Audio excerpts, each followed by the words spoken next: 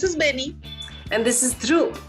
And today we are going to review the trailer of the Nigerian movie called Oloibiri. If I read the IMDb on this, it says oil drilling depletes the resources of a small village in the Nigerian Delta.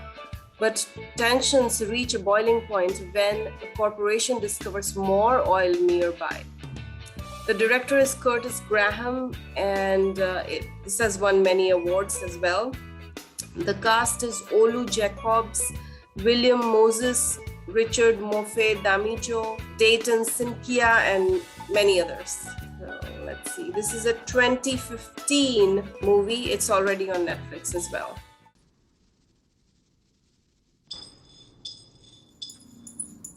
Do you remember when oil was found to a village? And we all jumped about like monkeys. Rivers and nuns. If I had protested and held my ground in the 60s, all this will not be happening. Gunpowder. And his devils.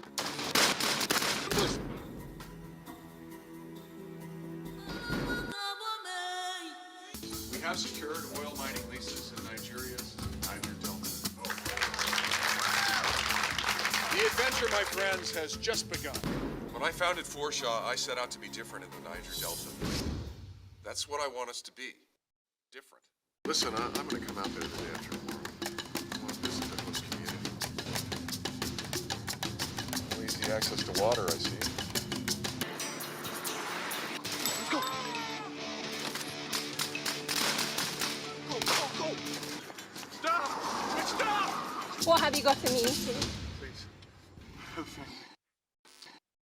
I don't want this man in my house.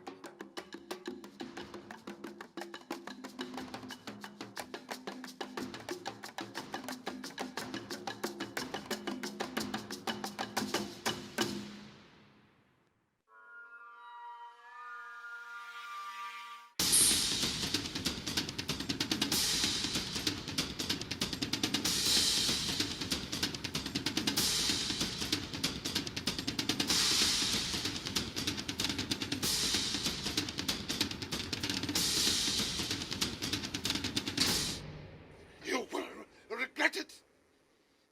Must pay with your blood.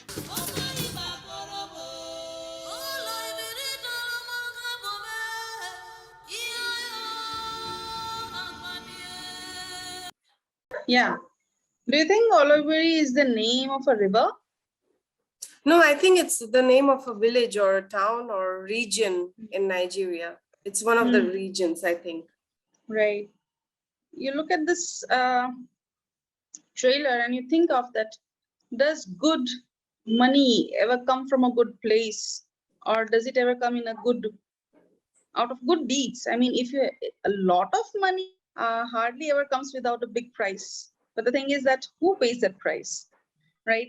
What we see in the trailer is a contrast. First, they show this village and they talk about oil spills, a lot of oil spills, and then they show the city life and how the rich people are, having these meetings and a good life and those are luxuries.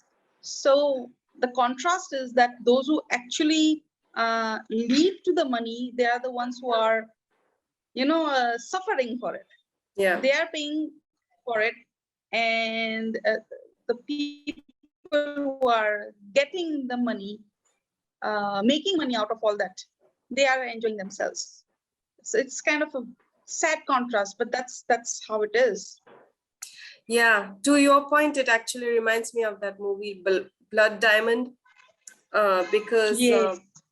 the workers working in those situations live such harsh lives. Even like, the fact that our phones, many of the phones are made in China and the labor in China is horrendous, it's that contrast that you are talking about.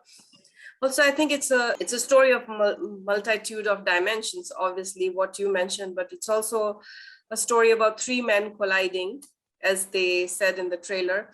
Now, I think the guy who had guns and stuff like that, I think he was looking out for the region.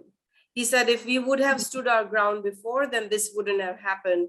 So maybe I think he's looking out for the region, and he doesn't like multinational companies and, you know, all these taking advantage of the region, as you mentioned, because it leaves the region even more destitute and depletes it of its natural resources. Now, when we talk about the white guy, I don't know if he was good or he was there for something else. He talked about drinking water. So was he there to help them or set up a company?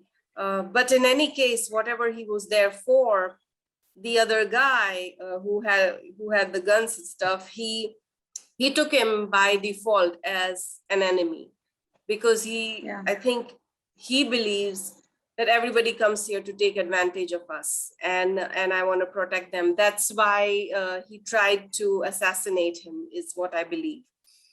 And the third guy, I don't want him in my house, is what he said. So I don't know who he was talking about.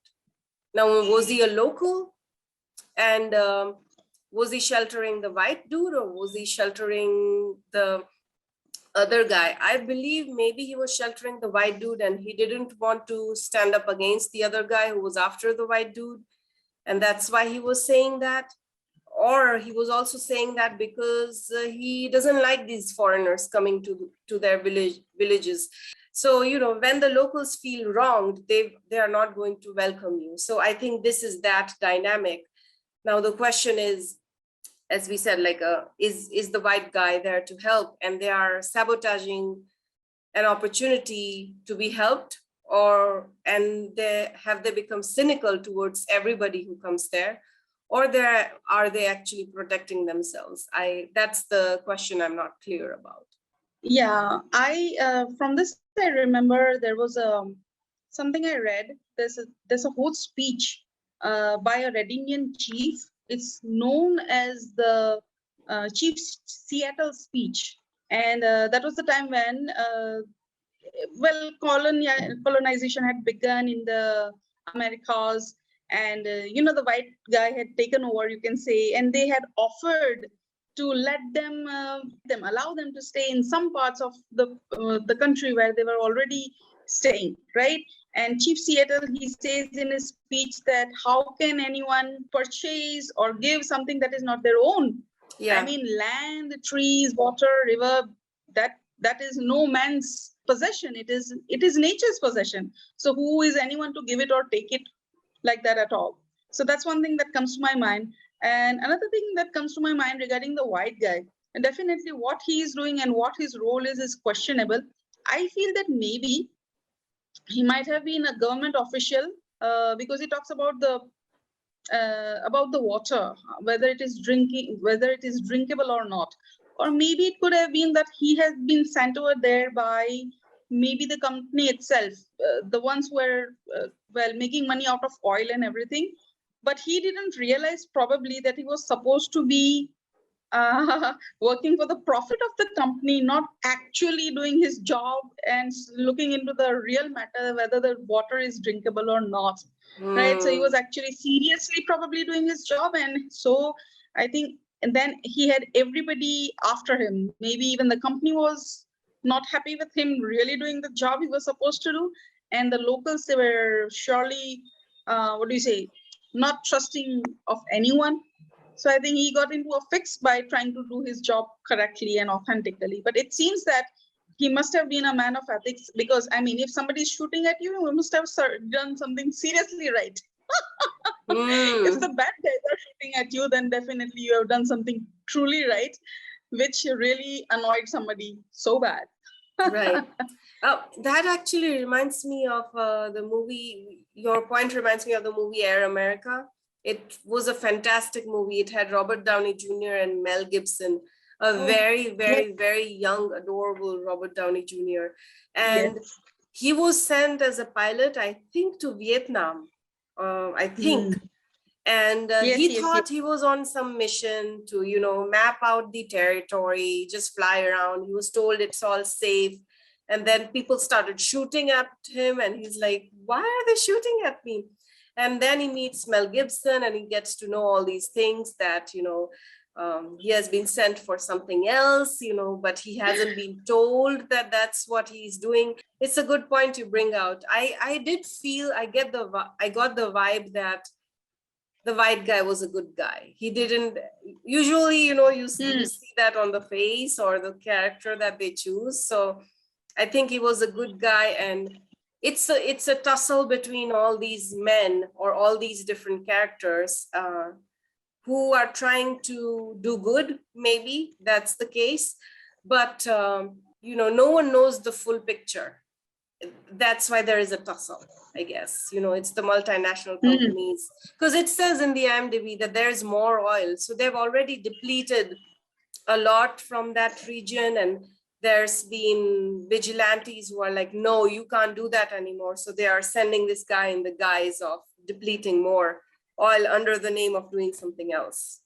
Yeah, it could be that under the pretext of checking whether the water was drinkable or not, they were just trying to find out whether there was more oil mixed up in the water, and find out whether there is a possibility of that or not, something like that. And in that sense, the cynicism is well placed, right? If you see time and again, that companies come and just always, you end up in shambles time and again. It's like a person with bad relationships. If one after the other, they have bad relationships, they become cynical, and you can't blame someone for that cynicism. It is well placed when that happens. That's true. It becomes a matter of survival. Yeah. All right, guys. So if you liked our video, please subscribe to our channel and also hit that bell icon so that you're notified every time we upload a new video. We usually do that on Mondays. And like our video if you liked it, and leave us a comment to let us know how we are doing, or if there's something else that you want us to review. Until next time, फिर मिलेंगे.